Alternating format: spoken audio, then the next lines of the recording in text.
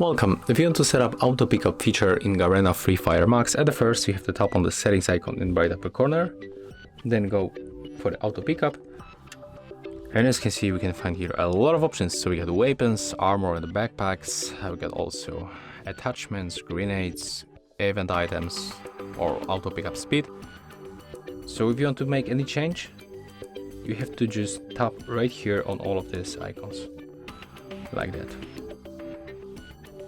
As you can see, it's pretty simple, right? I'm going back for my default settings. But yeah, that's all. That's how we can make the auto pickup change.